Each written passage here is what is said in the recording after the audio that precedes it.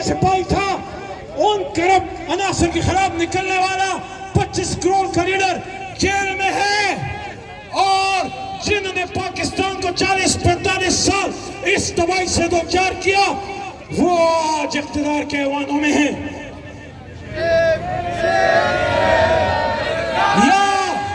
یا تو پھر یہ الیکشن کا ٹکوسلا بند کرو یہ جمہوریت کے دکان، پھر آئین کی بات مت کرو، قانون کی بات مت کرو، پھر جس کی لاٹھی اس کی بھینس کی بات کرو۔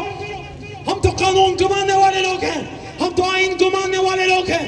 آؤ جا کے دیکھو، یہ ہمارے سندھ پولیس کے بھائی کھڑے ہیں، ذرا پوچھے جا کے، فہیم آپ کو پتا ہے ہمارا وزیر اعلیٰ اپنا تھا، ایک بار نہیں تیسرا وزیر اعلیٰ ہے، علی محمد کی تیسری بار یہ ہے میں نے کی، میں منسٹر رہا، میرا دادا بھی منسٹر تھا۔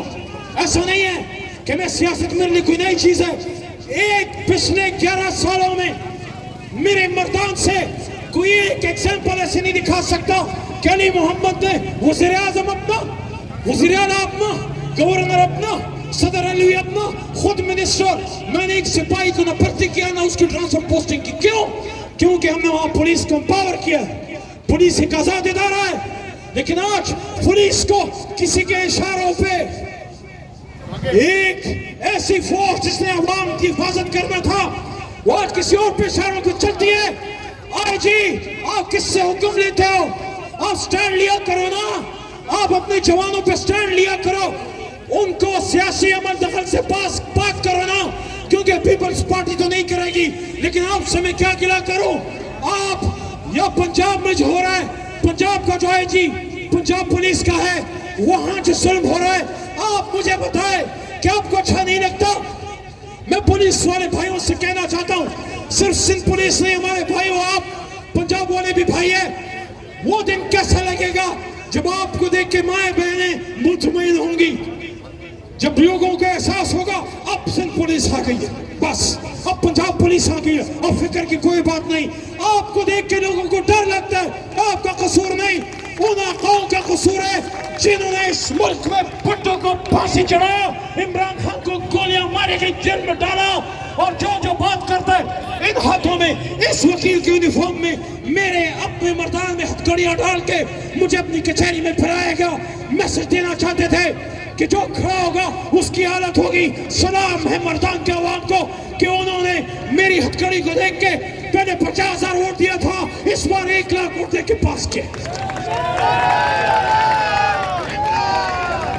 دوستو، کراچی والوں، پورا پاکستان آپ کی طرف دیکھ رہا ہے۔ جب عمران خان کی کال آئے، کراچی کا کوئی بچہ بزرگ خاتون گھر میں نہ رہے، یہ سڑکیں عوامی سیلاب سے بھر دینا، پھر پرامن رہنا۔